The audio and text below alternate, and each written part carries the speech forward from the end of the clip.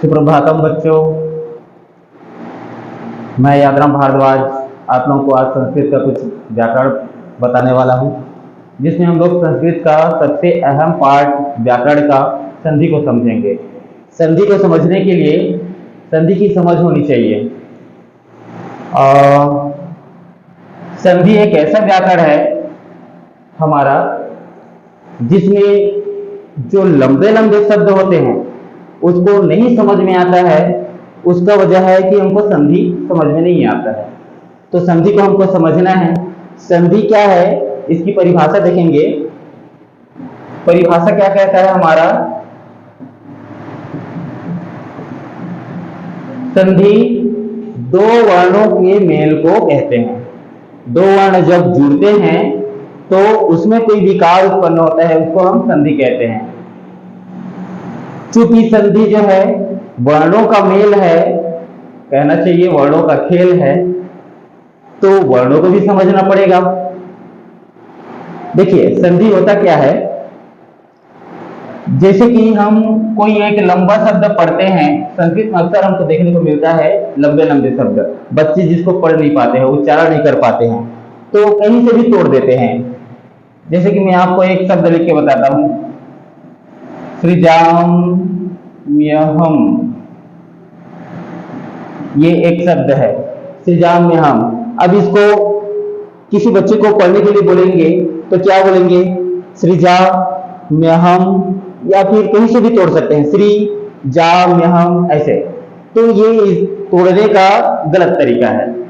जब इसको तोड़ रहे हैं तो दो सार्थक शब्द होने चाहिए, दो सार्थक शब्द हमको मिलना चाहिए। तो हमको संधि पता रहेगा तभी हम दो सार्थक शब्द को उसको डिवाइड कर पाएंगे।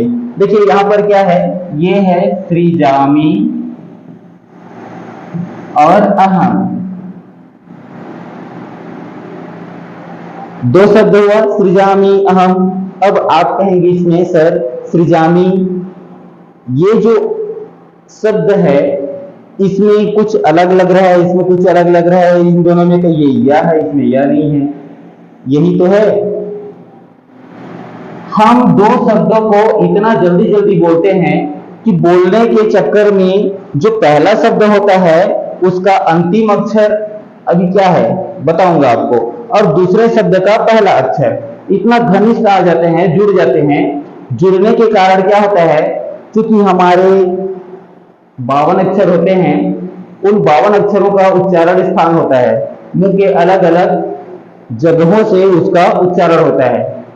ठीक है, जीभ जो है मुंह के अलग अलग स्थानों से सहायता करके अक्षरों को निकालते हैं। तो हमारा ये सृजामि है, इसको हम तोड़ेंगे, सृ ज म, इसमें है छोटी। सृजामि को जैसे तोड़ते हैं तो इस तरह से कुछ टूटेगा ये। ठीक है, उसके बाद जो दूसरा शब्द है हमारा अहम,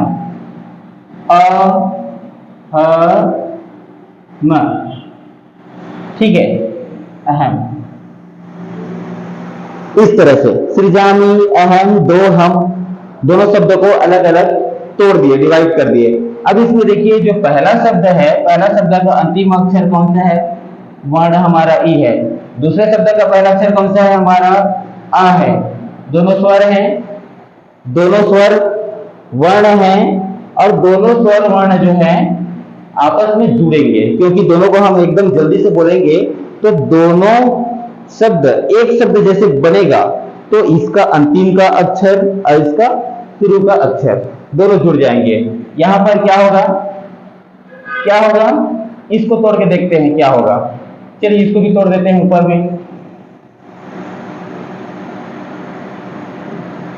श्री जा मी, मां है, फिर उसके बाद में यह है, इसी में जुड़ा हुआ है, फिर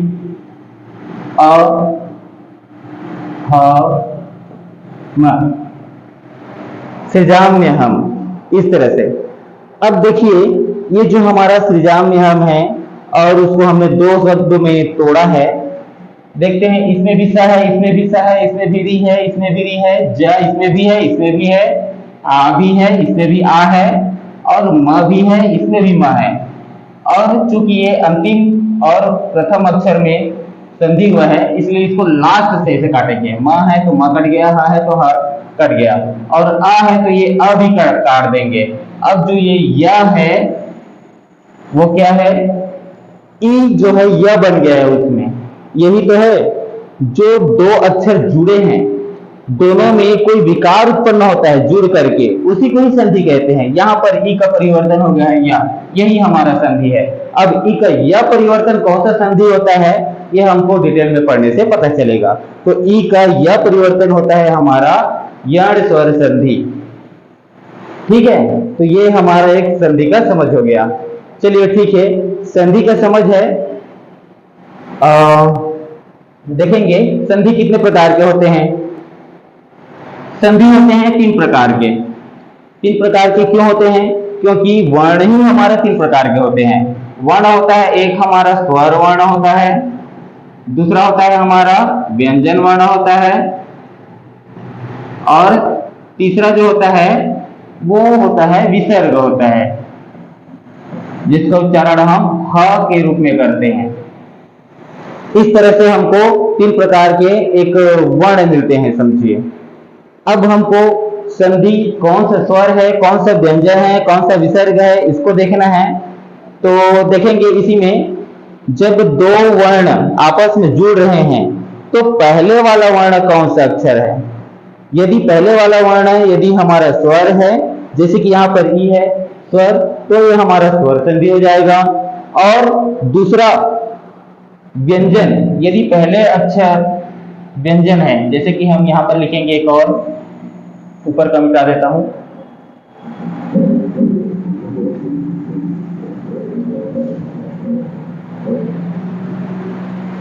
जगत प्लस इस। यहां पर जगत प्लस इस हमने लिखा है दो शब्द, ठीक है। तो दो शब्द के ये पहले वाले शब्द का अंतिम अक्षर हमारा तकारांत है। देखिए त में हलंत लगा है, मतलब उसमें कोई स्वर नहीं है, मतलब वो व्यंजन है अभी। और उसके बाद में एक स्वर आया है हमारा दूसरे शब्द का पहला अक्षर ई, ठीक है। तो ये जो है त और ई दोनों के बीच में अभी संधि होगा, दोनों जुड़ेंगे। जगत प्लस इस, इसको इतना जल्दी बोलिए कि जैसे बोल के देखते हैं, जगत इस है ना, एक रुक के बोला मैं उसको। अब जगतीश, जगतीश ऐसे बोलेंगे तो जगदीश जैसे लगेगा। कैसे लगेगा, जगदीश जैसे लगेगा। अब जैसे हमने पहले देखा था स्वर संधि देखे तो ई का यह परिवर्तन हुआ था, वैसे यहाँ पर जगत और इसको भी अलग अलग डिवाइड करें, तोड़ें, तो हमारा इस त का द परिवर्तन हुआ है। क्या हुआ है, त का द परिवर्तन हुआ है। अब ये जो व्यंजन है, व्यंजन में चेंज हुआ है, इस व्यंजन का परिवर्तन हुआ है, इसलिए ये व्यंजन संधि हो गया।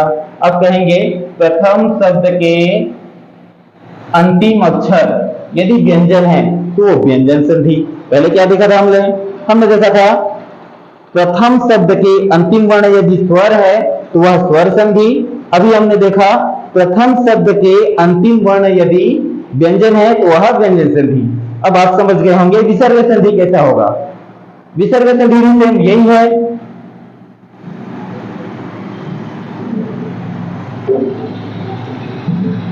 नमः, ठीक है, प्लस ते। अब इसको हम करेंगे नमस्ते, नमस्ते, नमस्ते ऐसे करके हम जल्दी बोलेंगे तो वो जो ह है विसर्ग है, ये विसर्ग, इसका परिवर्तन हो जाएगा त वर्ण है यहां पर, है ना, ये हो जाएगा स में। ये विसर्ग संधि हो गया हमारा। विसर्ग का परिवर्तन हुआ है स के रूप में, इसको सत्व विसर्ग संधि बोलते हैं, ठीक है। इस तरह से देखिए संधि को आप लोग समझ गए होंगे। दो वर्णों का मेल होता है संधि, और दो वर्णों के जब मेल होने से उसमें कोई विकार उत्पन्न होता है, इसी को हम संधि का नाम देते हैं। संधि की जो आगे प्रकार हम लोग पढ़ेंगे उसमें यह कौन सा संधि है, उसके परिवर्तन रूप को देख करके हमको पता चलेगा कि यह कौन सा संधि है।